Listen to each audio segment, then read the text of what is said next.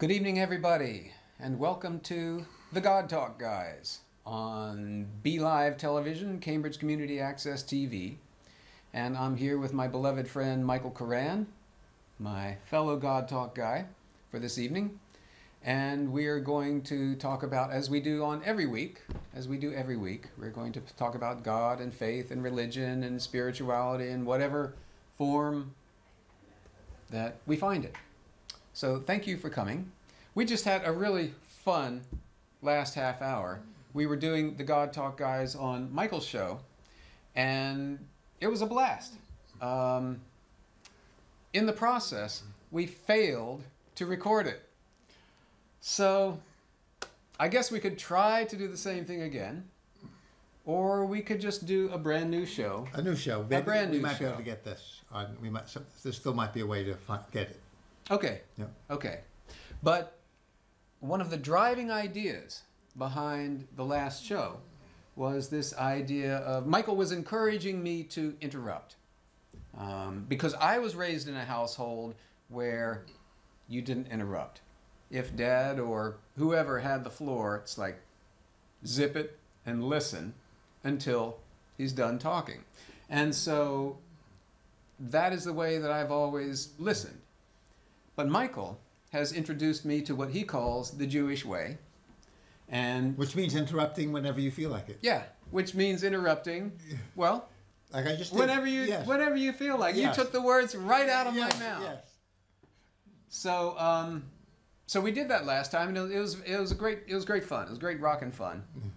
We won't do that all the time, and I'm not sure whether we'll do it now, or we could just stop for a moment and pause and remember that we are the God Talk Guys, and that we are offering this service to each other and to the world.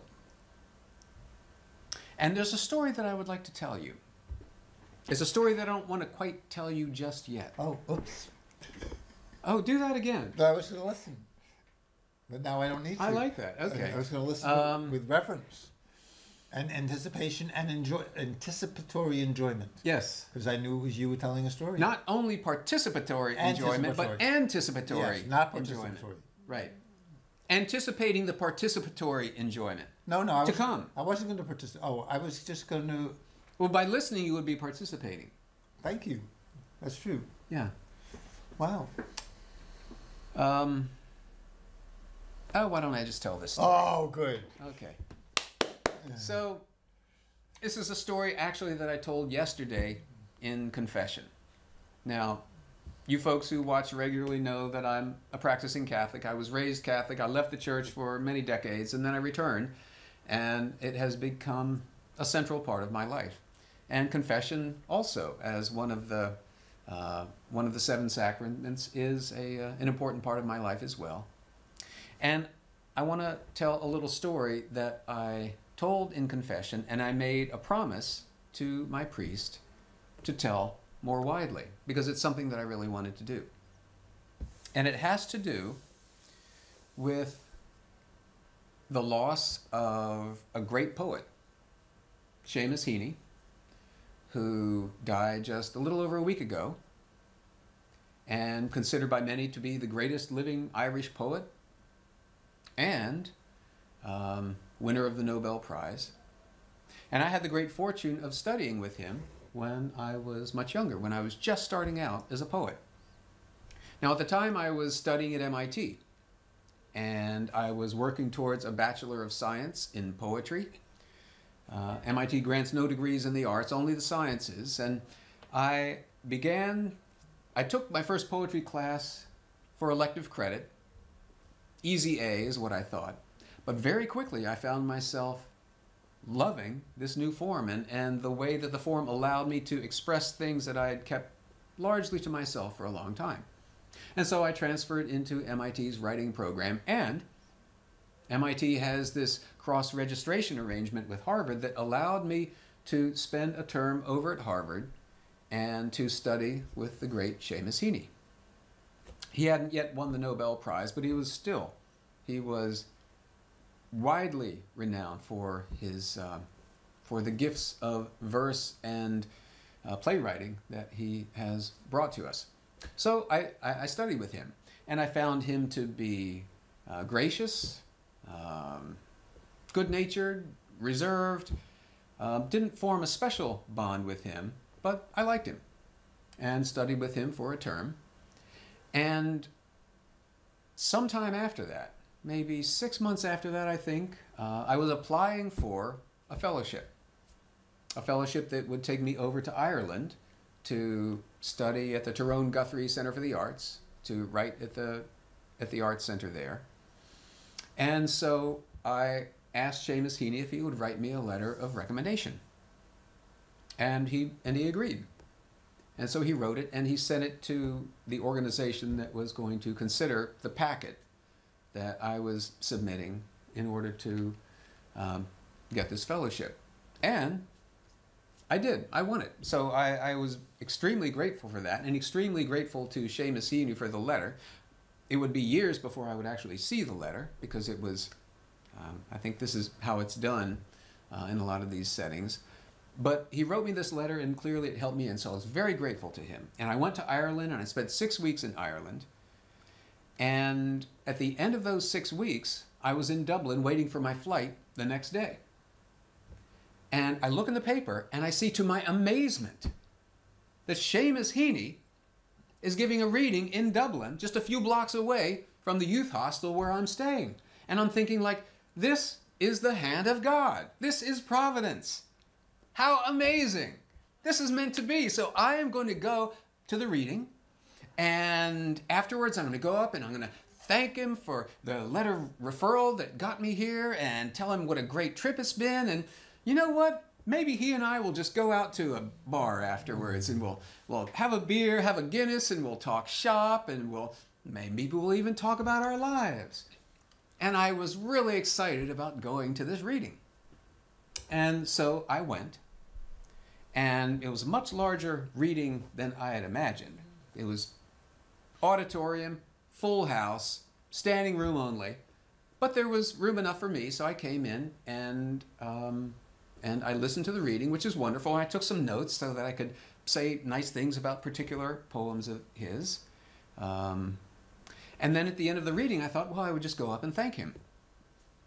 And like I said, the place was packed to the gills. And so at the end of the reading, standing ovation, and then there was a receiving line where a whole bunch of people got in line to thank him and to shake his hand. And I thought, well, that's a mighty long line, but how often will I get a chance to really thank him in person like this? And surely he would recognize the miracle that this is. My last night in Dublin, and he's here? So I just sit in the chairs and wait until the line starts to thin and get closer and closer to Seamus Heaney. And so I get in line. I am the last person in line. And person by person, I finally reach Seamus Heaney. And I look at him and I say, Professor Heaney, it's Michael Mack from Harvard. I studied with you for a term, and I want to thank you for the letter of referral, and I want to just say it's really been a great trip here, and I thank you so much. And he's looking at me like he doesn't really recognize me. And so I continue on and I say, yes, it's been such a wonderful stay. I mean, I did some hitchhiking around, and I got some writing done, met a bunch of different writers, and it really meant a lot to me to have that letter of referral from you. Thank you. And again, he's just looking at me, and I realize that that's it. That's it. So I thank him again, and rather awkwardly, I think I bow out and I take off. And I go to the bar that I had in mind that we could have gone to, but I go by myself, and I have a beer. And I'm thinking about what happened, and I guess it's one of those moments that we have in life where suddenly we realize that the way that we imagine things are or should be are not the way they are. And I could have thought to myself, it was a long reading. It was a really long line. Maybe he was just tired and wanted me to go. It would take me a while before I would realize maybe that's what it was about. But I honestly didn't get the glint of recognition from him. Some years later, I tell this story to my girlfriend at the time. And by this time, I have become a poet in my own right and have some renown in my community. And I tell my girlfriend about it, and she says, well, you should write him a letter. You should tell him, show him some of your press clippings and let him know that the support he gave you has really been part of what helped to move you forward. And I think that is a great idea. I'm going to do that. I'm going to write him a letter. But I never really wrote that letter. And when I heard on the radio a week ago that he died, it came as kind of a shock. I guess he died it was either late 60s or early 70s, so a little on the young side. But I was kind of shocked. But the thing that I did, this is what I went to confession about. The thing that I did, the instant that I heard that he had died, is I went to my filing cabinet and I opened up my folder on writing. And I rifled through it to see if I had that letter that he had written to me, that letter of reference. Now, I didn't get a copy of that letter for some years afterwards because I went to the office that managed these things and asked if I could get a copy of the packet. And they said, well, enough time has gone by that we can do that. But I went to my folder to open it up and see if I had that letter because I wanted to see if there was anything that he had written in that letter that I could use. And when I saw that I had, in fact, the letter, it suddenly struck me what I had just done. That I had, the instant I heard about his death, I did not think to myself, thank you, Professor Heaney, for all your help. I didn't think, God bless you and rest in peace. I thought, what's in it for me? And so I went to my folder to see what might be in it for me. And I realized that the instant that I did that. And I was horrified. And I knew that this is something that I was going to take to confession.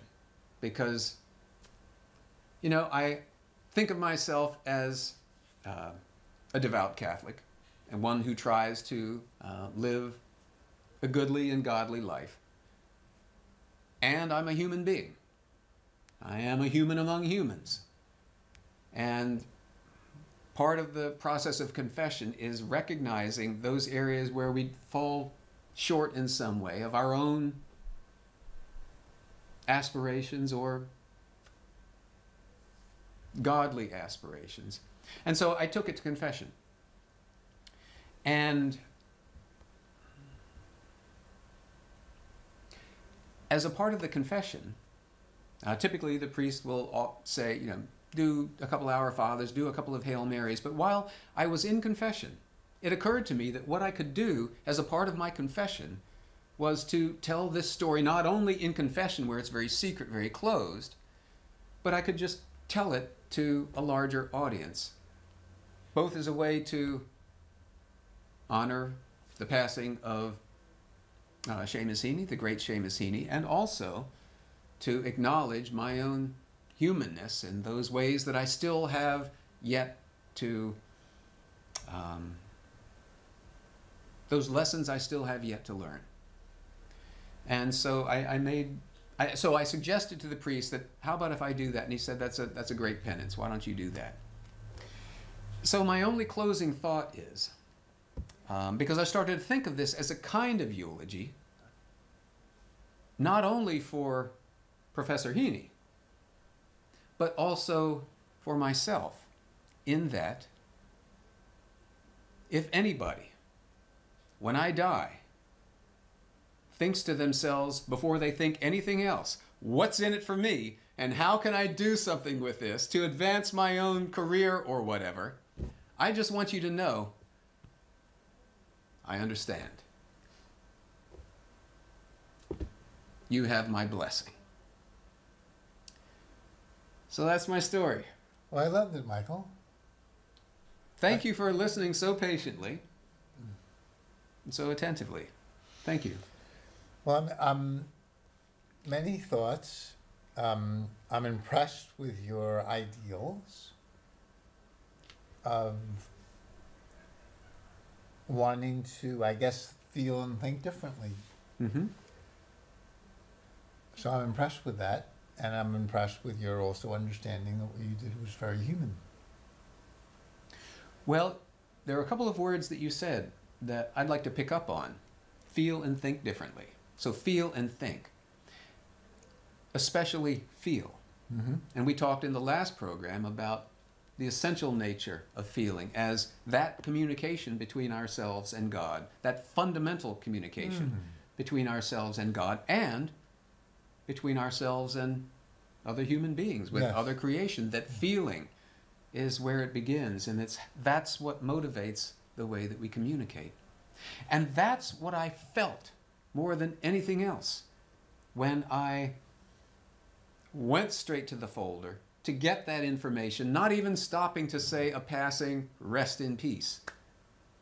I felt that something was not right, and I needed to do something about it. Wow. And so being a Catholic, the first thing that came to mind was, well, I got to take it to confession. I've got to tell somebody else. Well, when did you feel that it wasn't right? Oh, instantly. Before you even went to the cabinet? I went to the cabinet basically completely. I went to the cabinet the same way that I used to go years ago to the liquor store. Without thinking. I just went in to get the drinks. But did you not feel something was wrong or not? Nothing. Oh, you didn't feel It was wrong. totally unconscious. It was totally automatic. It was just... When did you feel something was wrong? After I'd pulled it out and read the letter, I had a moment to just stop and recognize what I had just done. And you did? And I did. Oh, my. And I knew that I was going to take it to confession, and I had an inkling that I might also be telling it as a story. I don't know. Yes. But I knew that I was going to take it to confession because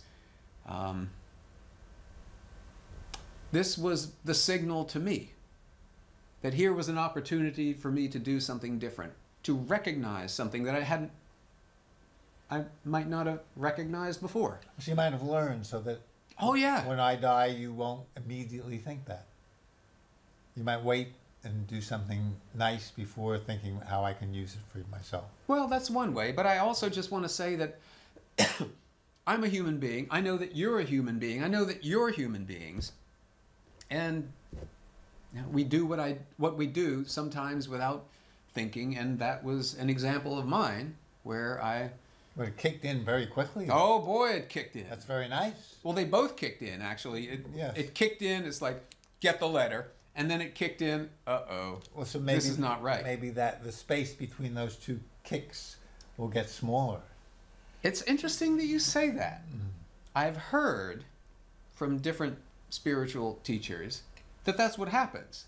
That as you become more attuned to the inner voice, the inner call, to God speaking through us, yes, that as the layers start peeling away, yes, it becomes more and more instant karma.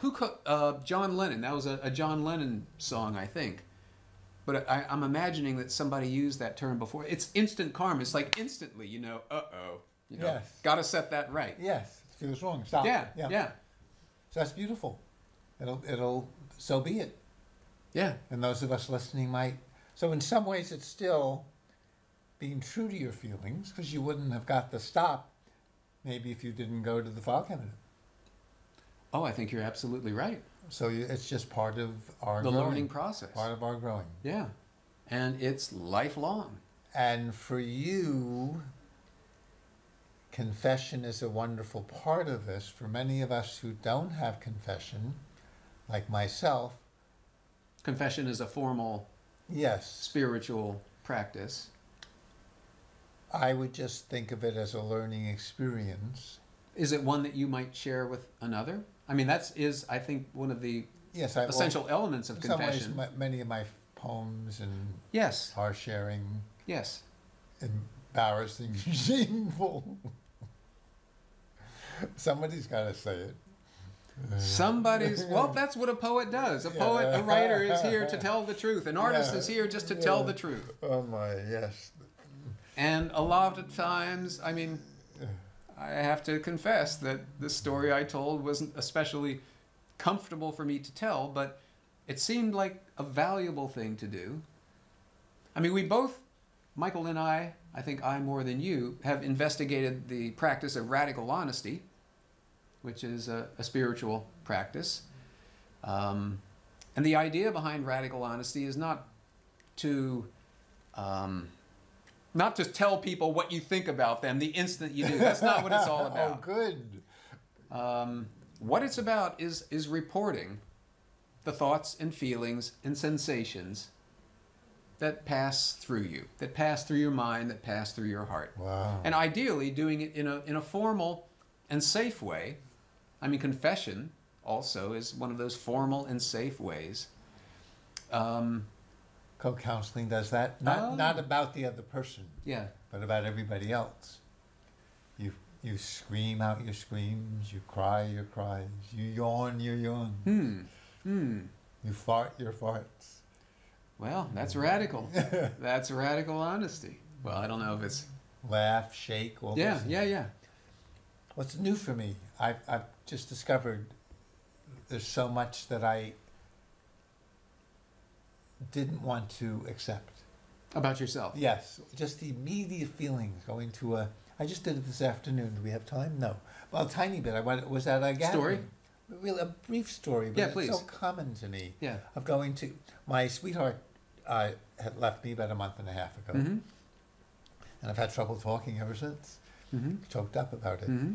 And so I go to this neighborhood party, which I've had trouble with in the past, meeting all Going to neighborhood parties in general? Yes, especially this one where everyone has a lot of people coupled with children, and I feel no family, no partner. No partner. I had a hard time even when I had a partner last time.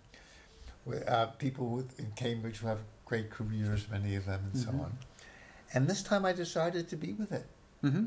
And not push it away and say, hi there. Yeah. And just... To bluster through it. Yes, or try to overcome it. Yeah. It was very nice that's okay, and I'll stay with it. And after about an hour and a half of feeling that a bit, there was one distant friend there. I said, let's go over and say hello to people, because that was my impulse at that time. Mm-hmm.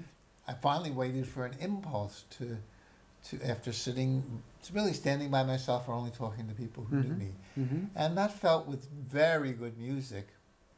I think the band was Best Chicken Ever. That's the name of the band. Local band, Cambridge band? Yes, okay. Very good. Yeah, all right. And I really felt shaky but wonderful. Just I could feel the music and saying hello, not even being able to talk.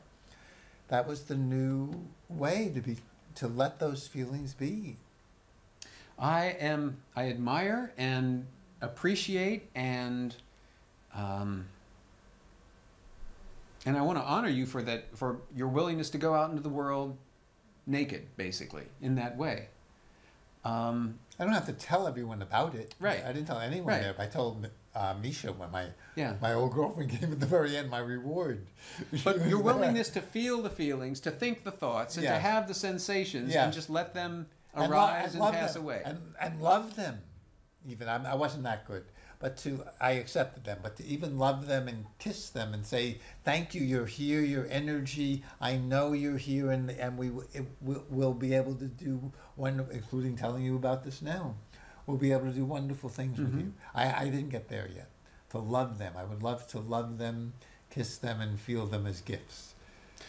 That's something that I can do, that I'm more able to do in prayer, because prayer is, again, more formal, more constrained, more safe than when we are out in the world, surrounded by all kinds of activities, all kinds of events happening. And so I've often wondered, is it possible to take this prayer experience out into the world and basically to be praying without ceasing, just to keep the prayer going and going and going?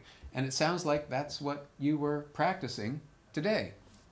Feeling the feelings, thinking the thoughts, noticing the sensations, letting them rise and pass away and moving on to the next Loving event. them and seeing and kissing them. Now, what's the difference? You have 45 seconds between my way, which is loving them, kissing them, and feeling them as gifts, and adding the element of prayer to it. Well, for me, prayer it's about noticing, but it's also about letting it go.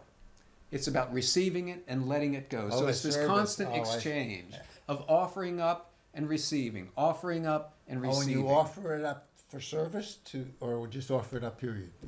I'll just say offer it up, period, since we only have a few seconds But left. that's what you mean. You offer it up so that it can be used. I'm letting it go. I'm letting it go. I'm not holding to it, holding it to it like my identity. I'm letting my identity go, because I think our identity can so often be our ego. And here we have 5 seconds to go. So let's wrap it up, man. Thank you.